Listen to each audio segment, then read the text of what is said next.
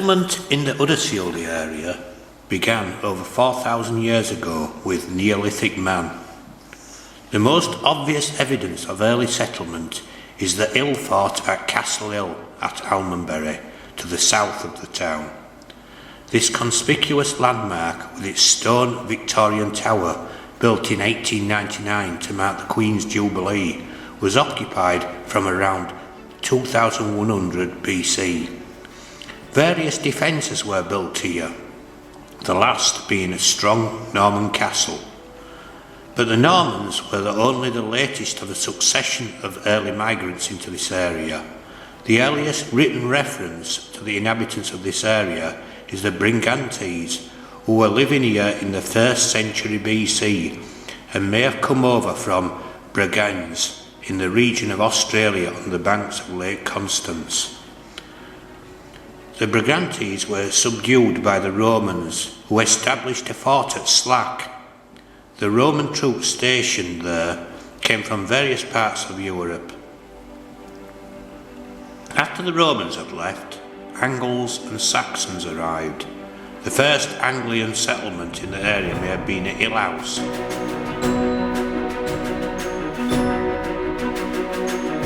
In the 10th century, Viking incursions reached the area, though no clear indication of Viking settlement has survived.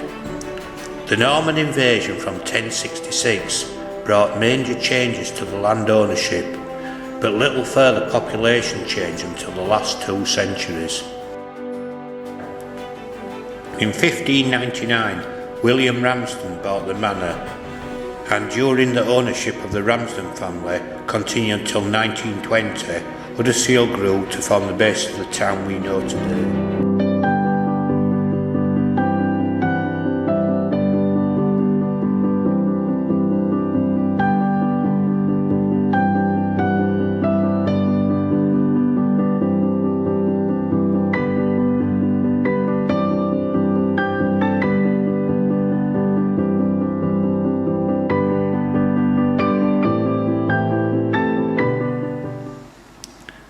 Huddersfield Railway Station.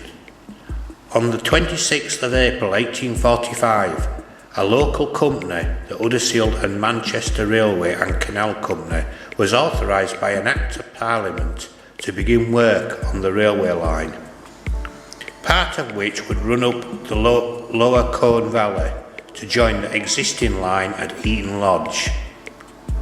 The station was designed in a classical style by James Pigott Pritchett of York and was built by Joseph Kay, the man responsible for several of Huddersfield's fine public buildings.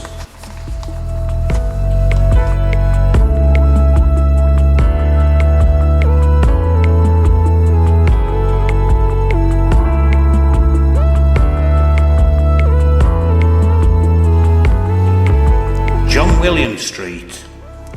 Built to provide a new and direct approach to the station from the marketplace, John William Street was the first of several new streets to be laid out on the empty land to the north of the town. Thereafter, development was rapid, and St Peter's Street, Northumberland Street, Brook Street, Byron Street, Lord Street and Church Street soon followed, with their attendant buildings. The street was named in honour of the then Lord of the Manor, Sir John William Ramsden.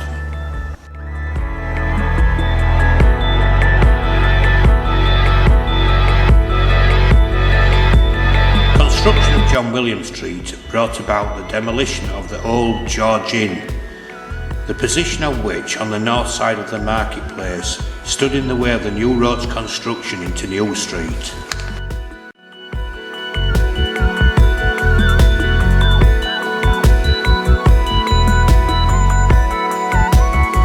George's Square. The first building to be seen by visitors coming into the town by rail is the Lion Building, which faces a station across the square. It was built by Samuel Oldfield and designed by James Pigott Pritchett, who was responsible for the railway station.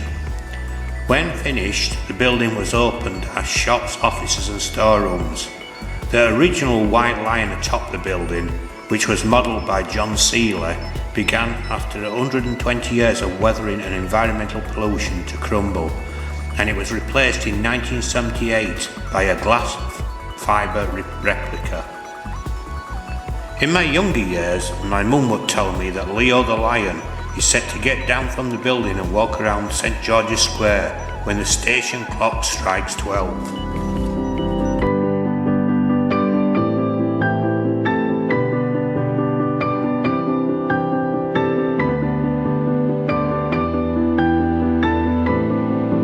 King Street. To make way for the latest addition to the Huddersfield scene, the Kingsgate Centre opened in March 2002. Part of King Street has disappeared and a great deal of old and must be admitted shabby property demolished. Of course, it must be admitted that the old is an imprecise word. Compared to, for example, the Kirkgate Westgate thoroughfare, King Street is not particularly old.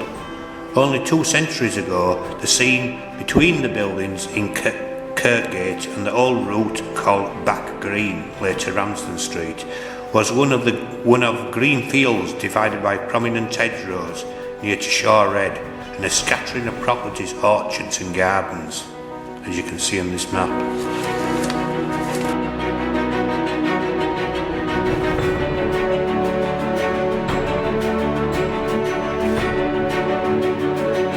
Westgate. The estate map of 1716 shows Westgate as an unbroken continuation of Kirkgate, leading to an area known on the map of 1778 as Top of Town.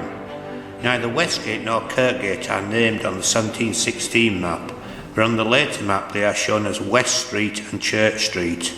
Beyond Top of Town, there were in the 18th century a number of agricultural closes, large tender ground, 2 footways, one leading to Greenhead and the others striking off northwest to reach March and Lindley. Not until the New A Turnpike and New North Road were built in the 19th century did Huddersfield have direct routes to the west and the north, and both these routes, when built, used the old Westgate thoroughfare to approach and leave the town.